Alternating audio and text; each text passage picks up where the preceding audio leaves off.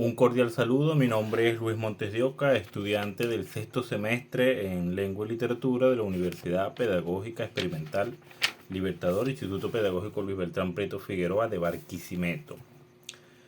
La unidad curricular de la cual estamos hablando es Sistema Educativo Venezolano, una materia impartida por el profesor Dalí Álvarez, ¿no? Y el tema en cuestión del cual estaremos hablando es sobre los movimientos estudiantiles y gremiales en Venezuela. Es importante antes de empezar pues ahondar en cómo se originaron estos movimientos estudiantiles y gremiales, ¿no? Y mirando hacia atrás nos damos cuenta que existió un movimiento llamado la Generación del 28. Toma su nombre debido a que este movimiento surgió en 1928 y fue un movimiento estudiantil venezolano que se desarrolló principalmente en Caracas. Antes de continuar es importante saber cuál era el contexto, ¿no? Venezuela venía atravesando por la dictadura de Juan Vicente Gómez, que gobernó desde 1908 hasta 1935. La generación del 28 pues fueron una serie de protestas pacíficas que buscaban principalmente la instauración de la democracia. Y podemos decir que fue el primer movimiento exitoso, ¿no?, en Venezuela, a nivel de mover cantidades de gente. También tuvo mucha relevancia porque estos grupos de estudiantes se convirtieron a lo largo en líderes políticos. Y tras la muerte de Gómez, estos organizarían partidos fundamentales como Acción Democrática y entre otros partidos, ¿no? Entonces vemos que estos estudiantes universitarios no solamente liderizaron un movimiento estudiantil, sino que a lo largo de su historia pues también se convirtieron en importantes líderes políticos que definieron la historia de nuestro país. ¿Cuáles líderes políticos? Vemos que está, por ejemplo, Rómulo Betancourt, Raúl Leoni, entre otros, ¿no?, que llegaron incluso a ser presidentes. ¿Cuáles fueron los movimientos claves de este movimiento de la generación del 28? Todo comenzó en la Semana del Estudiante Universitario, en Carnaval de 1928, donde los actos académicos se transformaron en caracteres políticos. También hubo la elección y coronación de una reina, en donde ganó una muchacha llamada Beatriz Peña Reaza como reina de los estudiantes, ¿no?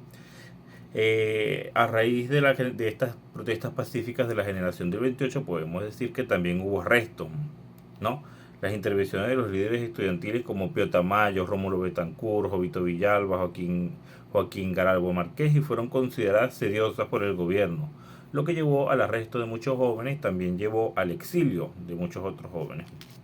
Pero a lo general la historia, podemos decir que la historia de Venezuela pues ha tratado muy bien a estos estudiantes y los ha convertido pues en ejemplos a seguir sobre la lucha de la libertad, de la democracia y de la igualdad. Bien, otro de los puntos claves, continuando sobre los movimientos estudiantiles y gremiales en Venezuela, fue la autonomía, ¿no? La autonomía estudiantil que se gestó en 1958 luego de la caída de la dictadura de Marcos Pérez Jiménez. Esta autonomía pues ponía sobre la mesa varios puntos importantes que los estudiantes definieron en ese tiempo y por los cuales pues podemos decir que ciertamente algunas universidades no dependen directamente del gobierno, sino más bien que son autónomas en algunas responsabilidades, ¿no? Se definió como el principio fundamental establecido y consagrado en la Ley de las Universidades, promulgadas en 1958 por la Junta. Esta junta fue presidida por Edgar Sanabria tras la caída de la dictadura de Marcos Pérez Jiménez y representó el reconocimiento de la universidad contra los regímenes autoritarios y sentó las bases de la democratización de la educación posterior en el país.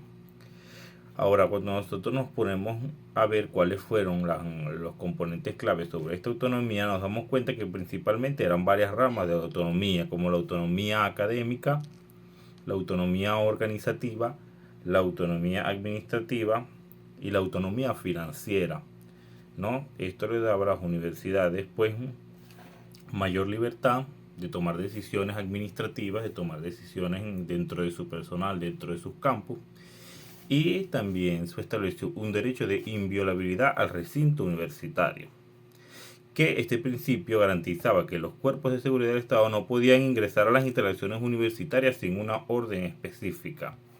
Entonces esto fue pues el gestor de la democracia en Venezuela, ayudó mucho a que florecieran los partidos políticos universitarios y ayudó mucho a que pues haya más libertad de expresión en Venezuela, ¿no?